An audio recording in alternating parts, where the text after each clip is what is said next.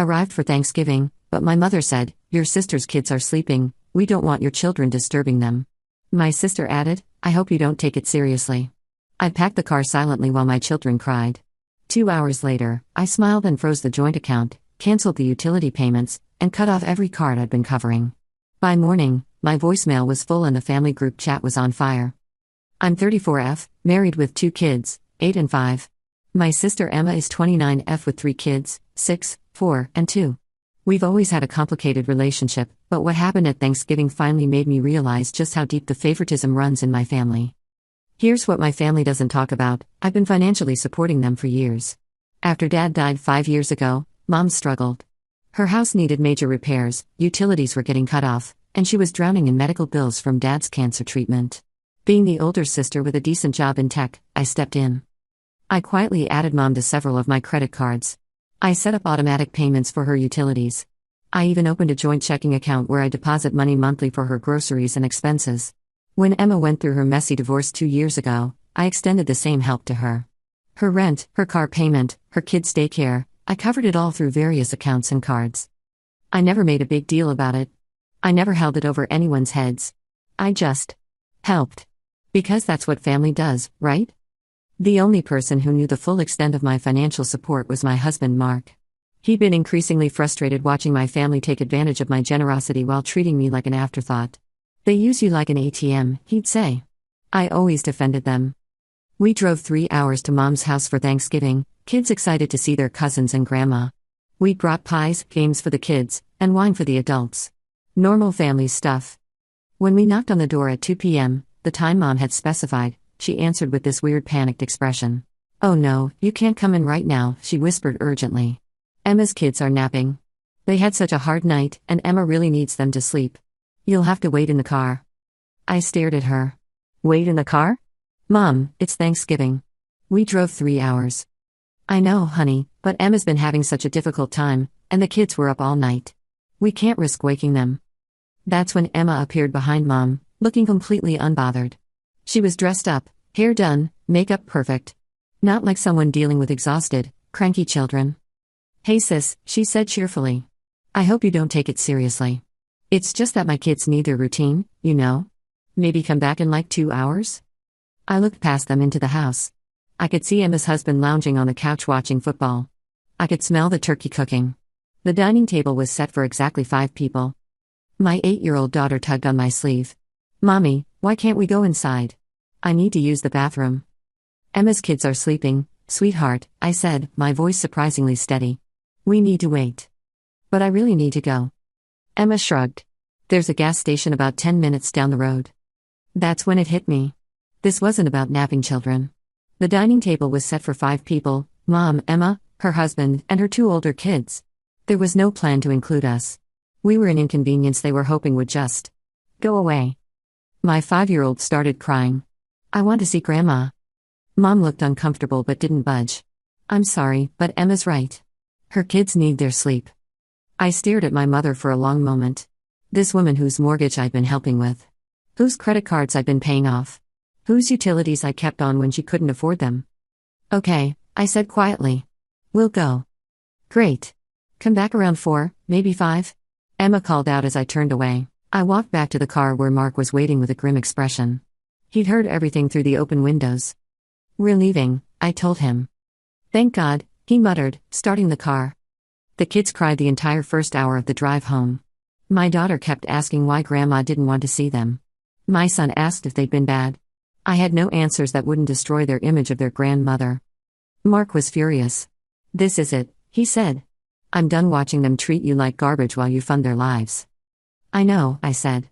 And I did know. Something had shifted in me permanently. The reckoning. We got home around 7 p.m.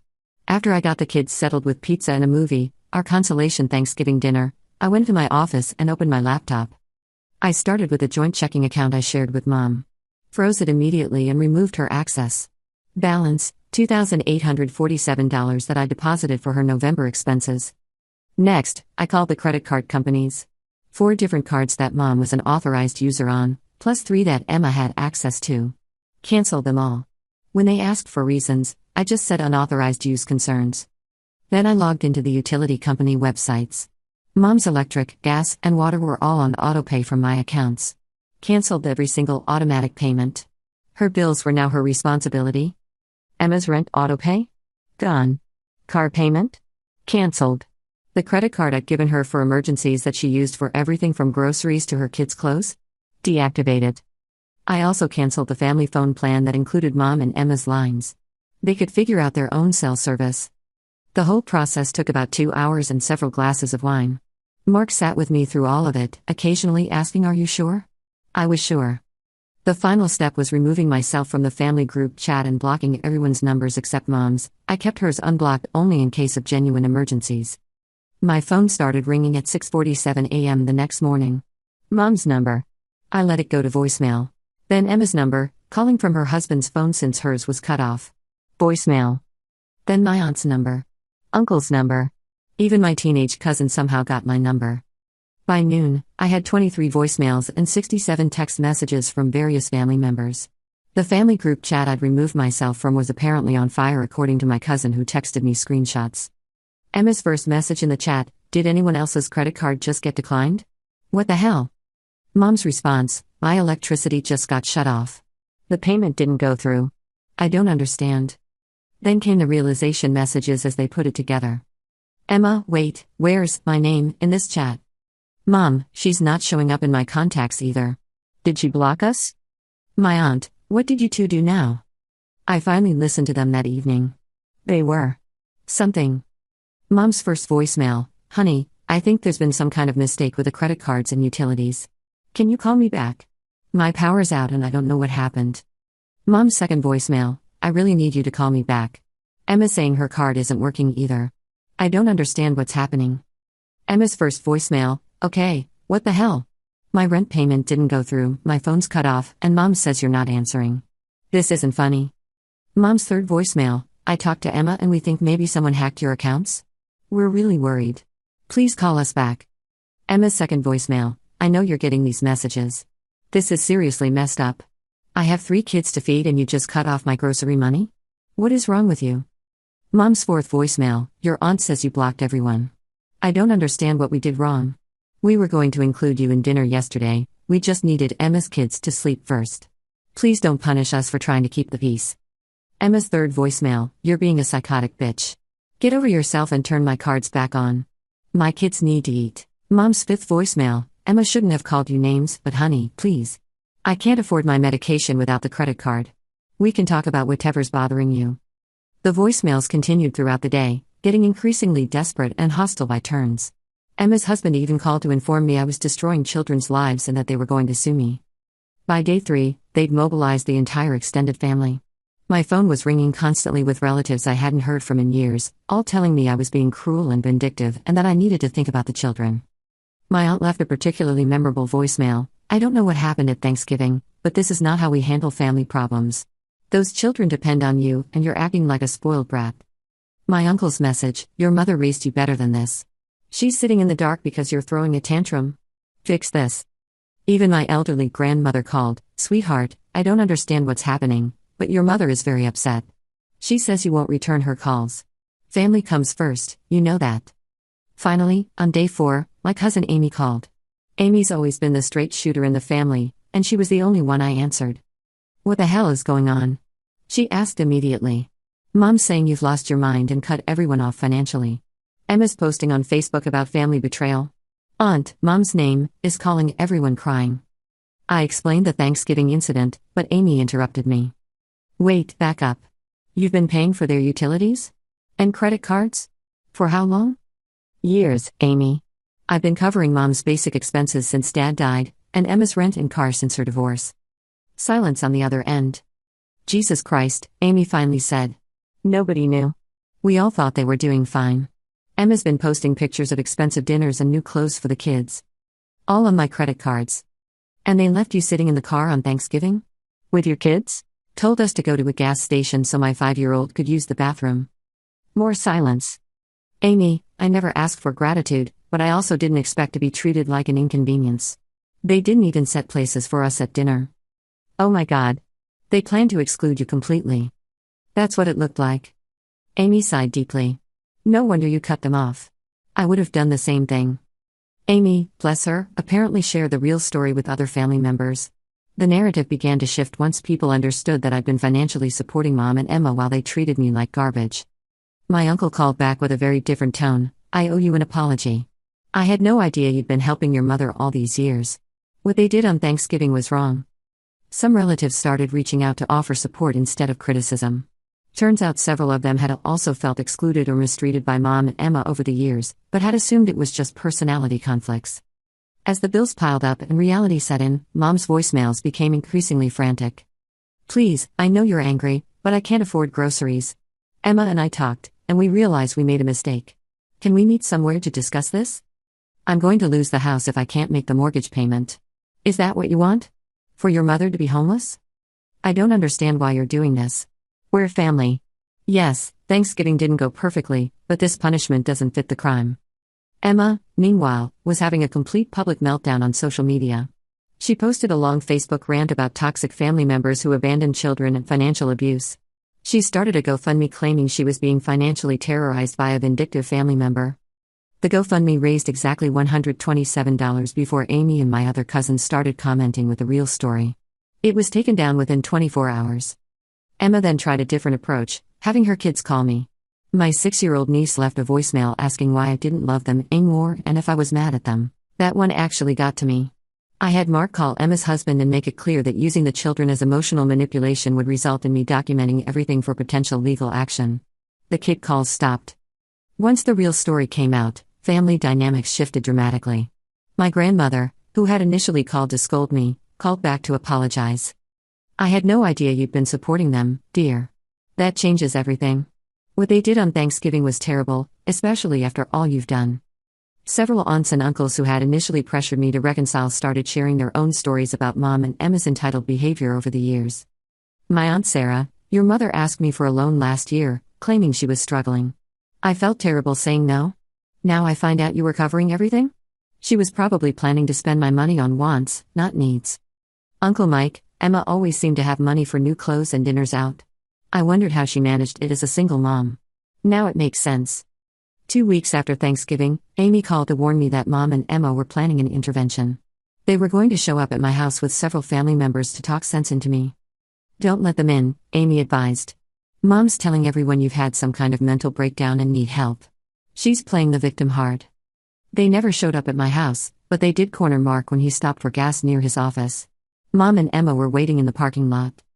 According to Mark, Mom immediately started crying and begging him to talk sense into me. Emma demanded to know what I wanted from them to fix this. Mark's response was perfect. She wanted to be treated like family instead of an ATM. You had your chance and blew it. When Emma started yelling about her kids needing stability, Mark cut her off. You should have thought about that before you told her kids to piss in a gas station bathroom while you enjoyed Thanksgiving dinner they weren't invited to. Without my financial support, the reality of their situations became apparent quickly. Mom had to get a roommate to help with mortgage payments. She also had to return to work part-time, something she'd avoided because I was covering her expenses. Emma had to move to a smaller, cheaper apartment. She got a second job and had to put the youngest in cheaper daycare. Her social media posts about expensive dinners and shopping trips stopped completely. Emma's husband, who had been working part-time while I subsidized their lifestyle, suddenly had to find full-time employment. Neither of them filed for any kind of assistance programs, which tells me they were managing fine financially. They just preferred spending my money to their own. As Christmas approached, the pressure campaign intensified. Mom started sending cards about family forgiveness and children who need their aunt. Emma sent me a long email detailing her kids' Christmas wish lists and asking if I wanted to contribute for the sake of the children.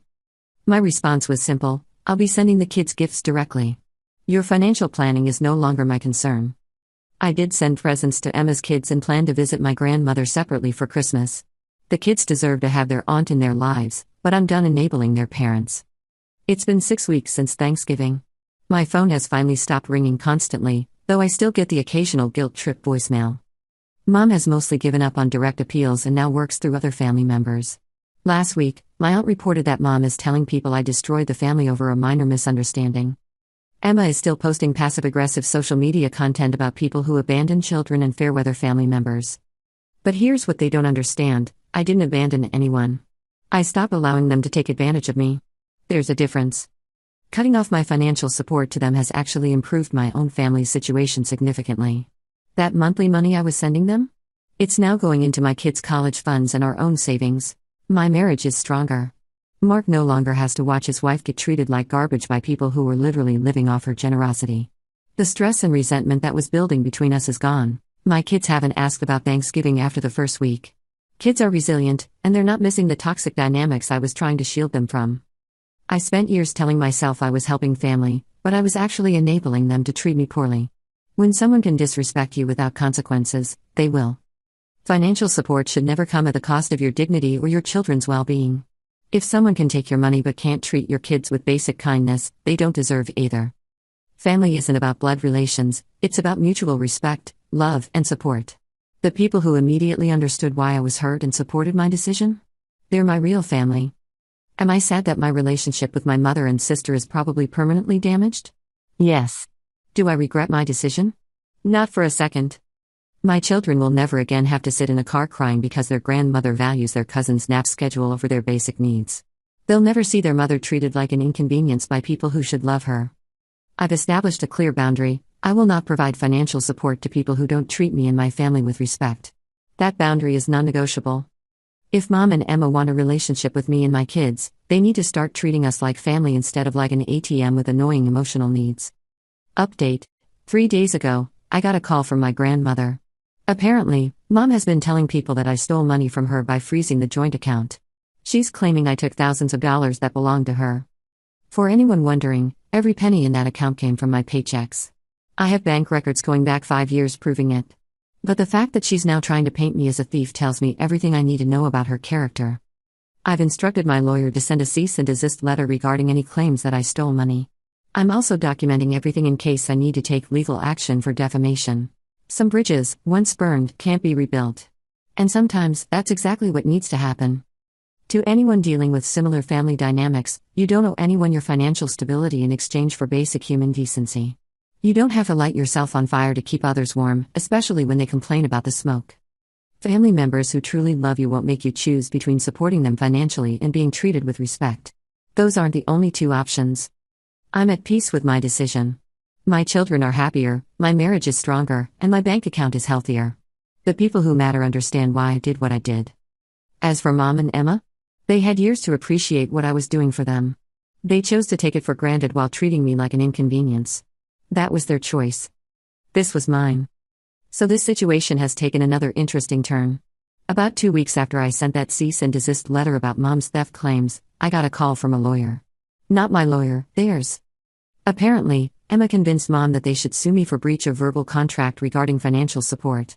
Their lawyer called to inform me that they were seeking damages for sudden withdrawal of promised financial assistance and emotional distress caused to minor children. I actually laughed when my lawyer read me their demand letter. They wanted $50,000 in damages plus restoration of all financial support. The best part? They claimed I had a moral and legal obligation to continue funding their lifestyle because they had structured their lives around my promises. My lawyer's response was swift and brutal. He sent them documentation of every payment I'd made over 5 years, totaling over $180,000, along with screenshots of Emma's social media posts showing expensive purchases made on my credit cards. He also included witness statements from family members about the Thanksgiving incident. The coup de grace was a counter-threat. If they pursued their frivolous lawsuit, I would sue them for the full amount I'd provided over the years, claiming it was all loans that they defaulted on. Their lawyer dropped them as clients within 48 hours. Emma's social media campaign against me reached new heights of desperation. She started posting memories, old photos of family gatherings with captions like "Before my sister decided money